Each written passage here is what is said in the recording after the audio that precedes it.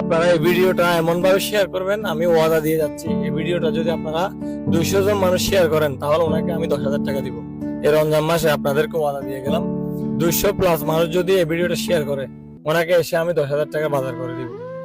তৌহিদ 95 এর মানবিক বাজার নিয়ে আমরা হাজির হলাম কোহালাং পাড়াতে। দেখি আমার দাদুর কি অবস্থা। একটা দাদু ভাই এখানে বসবাস করে, খুব অসহায়, একদম মানে অবস্থা খারাপ। দাদু ভাই কেমন আছেন? কেমন আছেন? আরে না পারে হ্যাঁ ইন্ডিয়া অসুখ হয়ে দে অনেক চিকিৎসা ন করুন।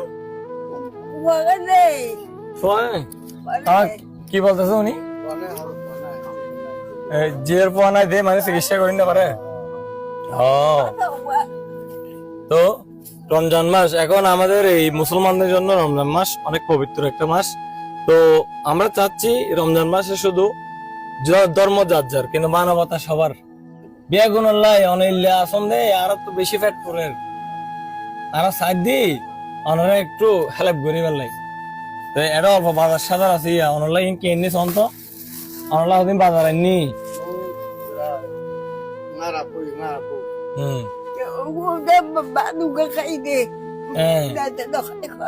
রাতে না খাই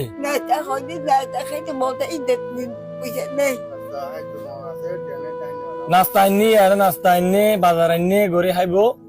আপনারা এই ভিডিওটা এমন ভাবে শেয়ার করবেন, আমি ওয়াদা দিয়ে যাচ্ছি এই ভিডিওটা যদি আপনারা 200 জন মানুষ শেয়ার করেন তাহলে ওনাকে আমি 10,000 টাকা দিব।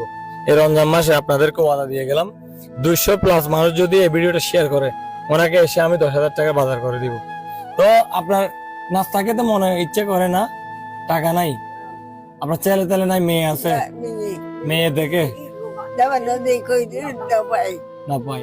ওনার বাড়ির ভিতরে একটু দেখাও ওনার বাড়ির অবস্থা। এখন বর্তমান বাড়ির অবস্থা হচ্ছে এটা হচ্ছে ওনার শোয়ার জায়গা, এটা হচ্ছে ওনার এই রান্না করার জায়গা। তো এমন একটা পরিবেশে উনি থাকে। তো আমরা এই ঘরটা একটু সংস্কার করতে পারি না? আমরা চাইলে পারি। আপনাদের একটা শেয়ার করে দেন, এই 200 জন মানুষ শেয়ার করে দেন, 10,000 টাকার সংস্কার হবে। এই ঘরটা 10,000 টাকা আমি নিজের হাতে করে দিব। ওনার ঘরটা মোটামুটি উনি থাকতে পারার মতো আমি করে দিব ইনশাল্লাহ। তো দাদু টেনশন না করিও, সৃষ্টিকর্তা আছে বুঝছো না। তোমার বাজার আনি আরো আনিব, ঠিক আছে না? ভালো থাকিও, আশীর্বাদ করিও। কেন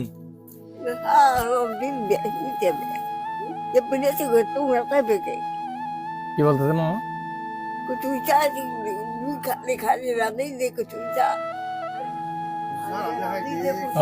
গতকালকে কচুর চারা রান্না করছে, মানে এখনো পর্যন্ত রান্না হয় নাই।